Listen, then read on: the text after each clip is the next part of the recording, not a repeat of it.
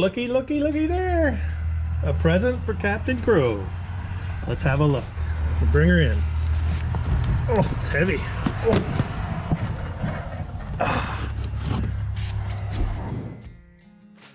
Hello everybody. I've been patiently waiting 9 weeks for a Traxstech dual pivot arm for the 10-inch Garmin Echomap that I bought to go along with our Panoptix. So it finally arrived. Let's have a look. Okay, so let's take a look.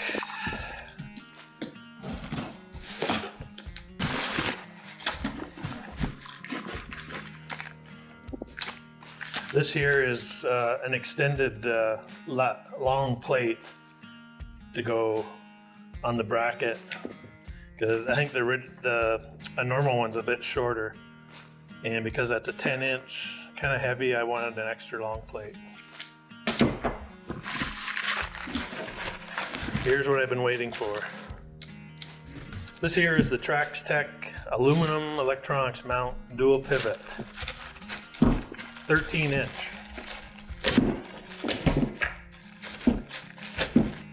This end here will go into the track, and with Traxstech you should be able to pivot by pulling it out. Oh God, that's strong. And I'm not sure how I'm going to do this. Oh, let's see here. Oh, that's strong. Probably be easier once I get it in the track. Whew. Oh, there we go. Oh, the old man's got weak grip. There we go. So it'll go in like that. So at the back, it'll have a plate. I'm gonna have to get some hardware. And then the graph will go on here. Yeah, that should work good. Hold on, I only got one screw.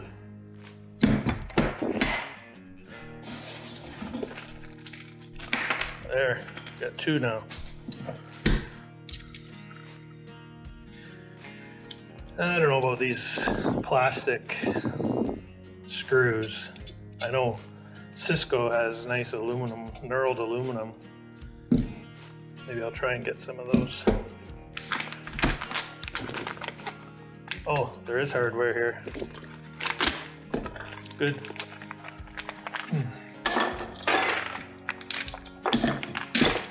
Okay, got some countersunk ones. Very good. This here is B&E Tackle. I ordered these from B&E Tackle out of London, Ontario, because I couldn't find Traxstech anywhere else in Ontario. So these guys were fairly good to deal with. Chad, he ended up getting a hold of me and let me know these things were going to be back ordered, and then we had further communications back and forth about when it was going to be shipped. I ended up having, after seeing on Facebook that Traxstech was going to a lot of shows, fishing shows like the Niagara Fishing Show and the Grand Rapids, I thought, why are you promoting product when it's taking over 8 weeks to get it delivered? So I emailed them and they said, oh, your package just left today. All right, folks, so this is it. Looks nice, solid, and that's what I didn't want anything to move when we're hitting the waves, running out. So we'll circle back. Good morning, it's Crow. I'm out in the barn, and today I want to do some work on installing the Traxstech electronic mount for my 10-inch Garmin. So let me show you what's going on. This is the back of the boat, and I've taken off the cutting table that was sitting on this track, and I have the Traxstech hooked up to the Garmin, and you can see it looks a little long, but so if I put it where the mount was, where the track was, I think this sticks out a little too far. So if I can move the track back a little bit, that'll give me just enough clearance. Let me see, right about there, which I think will be better. So I got to move the track back. I've drilled a couple holes So I can move it back 1 hole, which is so that's about 1.5 inches. Okay, so I'll move that back 1.5 inches and secure it. That's step 1. Step 2 is, so what happens here is we can grab this handle here and tip up. So this does not move, this moves.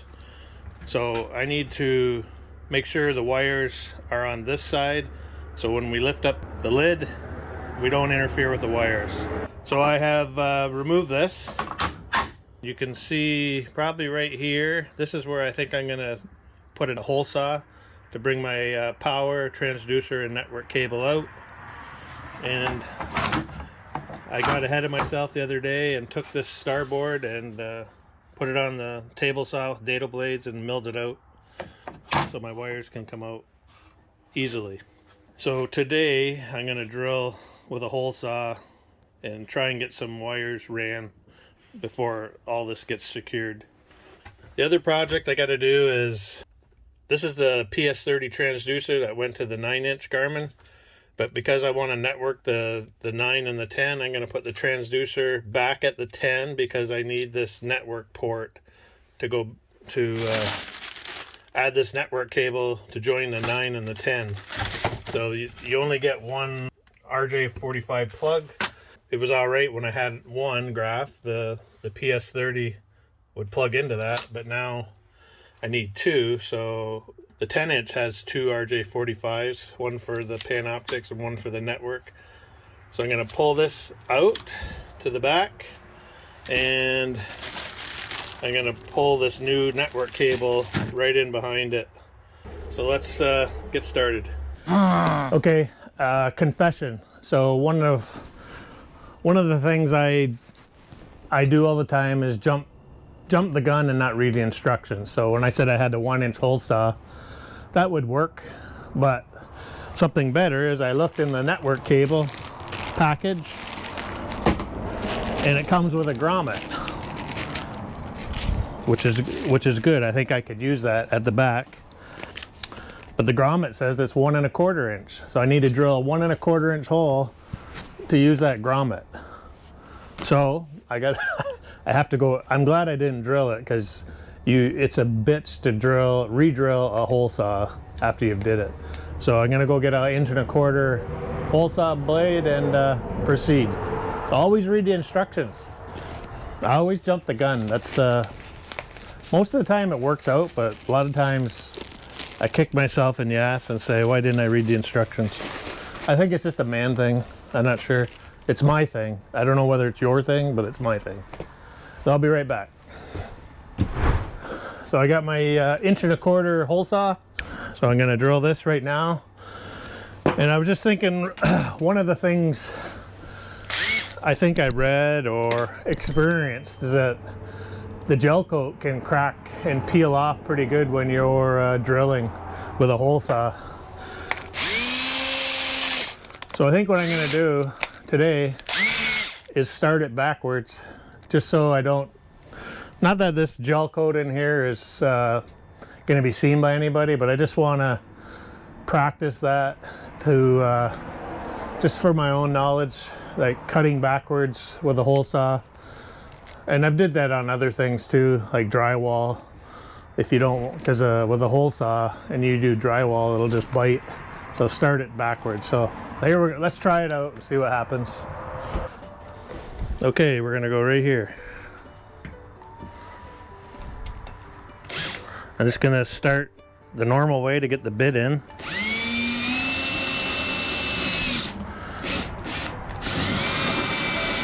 I'm going backwards to score that gel coat. Looks good.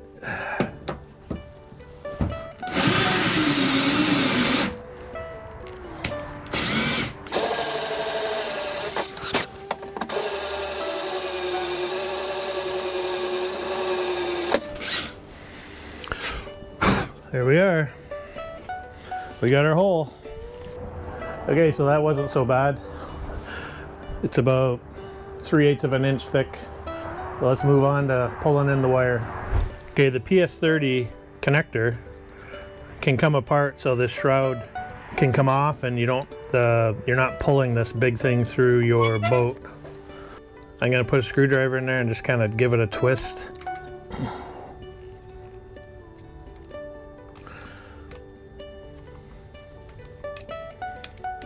Oh, there it opened up.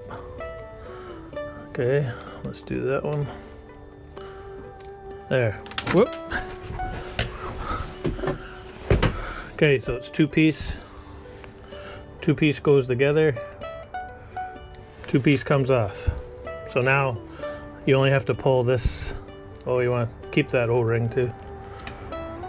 So you just have to pull this through now. So I had this glued down, or silicone down. I'm gonna pop it off.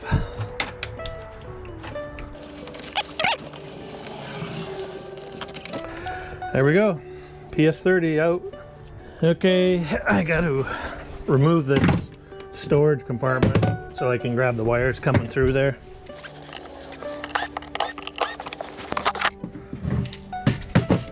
That's easy. Okay. Okay, I found which one it is. So I'm just gonna, I've looped it around my drill just so it don't drop in. So this is it here. And I think what I'm gonna do, even though I have that rope in there, I think I'm just gonna tape those together and see if I can pull it through. I'm gonna try my luck. I'm optimistic today that this is gonna work.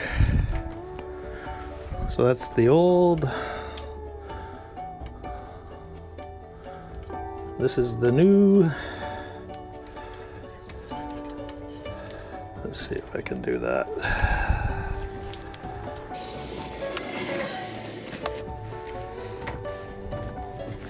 Okay. I'm gonna give it a pull and see what happens.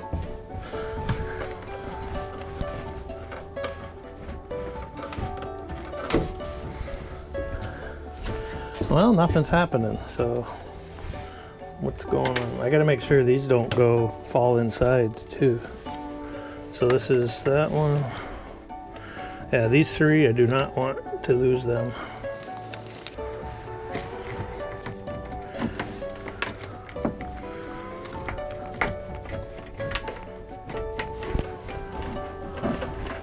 Oh, there she goes.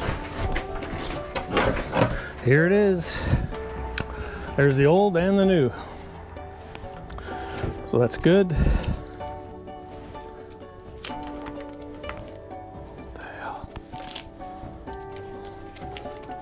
There we go. Old and new. And we'll put the bezel on. And the radio's done. There's a groove. There's a high point right here. It goes in the groove. So you know front from rear.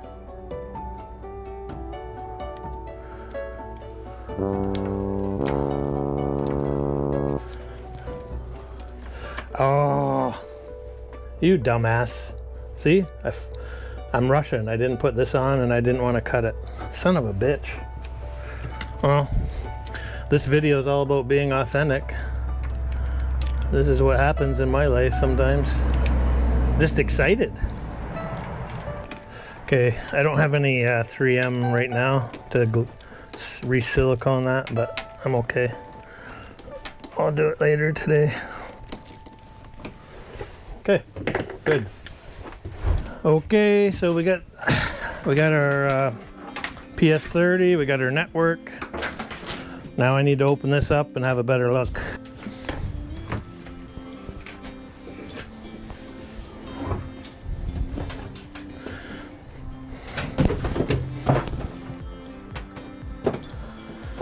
Okay.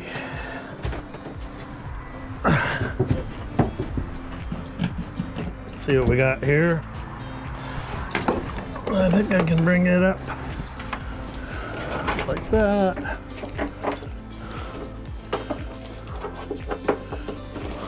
Like that. And then I got my new network cable.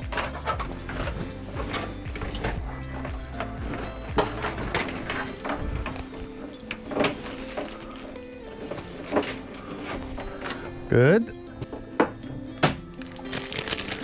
Power cable for the 10-inch.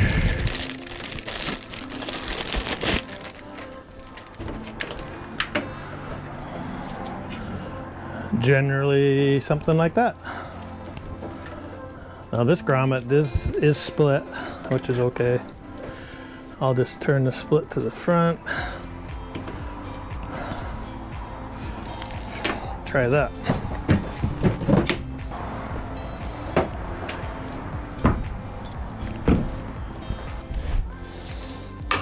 Looking good. Now my board,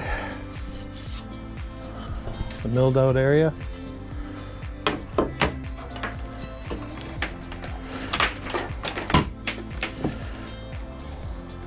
I think that's gonna work good. Good. I got lots of length.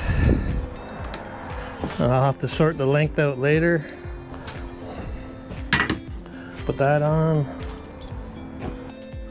I got these fender washers that I keep underneath. And I'll just, later I'm gonna take this apart and put all silicone on. I just wanna try it for right now so you can see it. These wires are out of the way, which are good.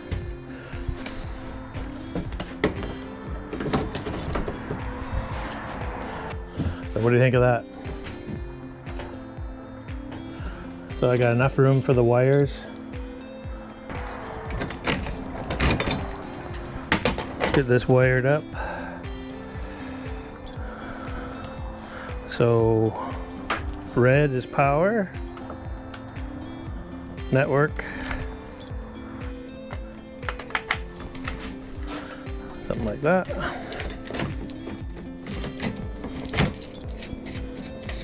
Okay, so if I have to open the storage, this is what my vision was. Pull that up,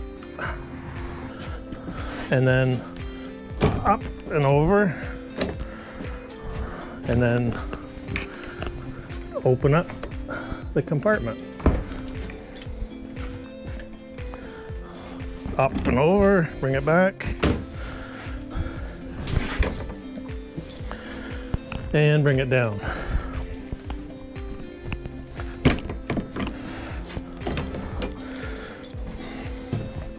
That's how it'll look. That was my vision, and I think it worked out pretty good. I got to do some sealing with the 3M silicone, put the cutting table back, and tie up the wires. But overall, I think it's going to work. My vision was people looking at the back at the rods and can still see the Panoptix versus looking at the front and not seeing the rods. And plus it'll bring some entertainment value to guests that we have on board. A little bigger screen. Again, looking at the back, seeing where all the action is, hopefully. Just checking back. So I got the lights, the bolts all changed on the lights. Looking a lot better. Nice stainless steel, no more rust. Well, that makes me happy. I did find out that running the cables up and over versus underneath was probably better. So they're coming up over. That way when I swing it, they're out of the way. I'll probably secure them. Once I tighten up that plate, I'll secure the wires. But just wanted to show you that too. Okay, thanks for joining me.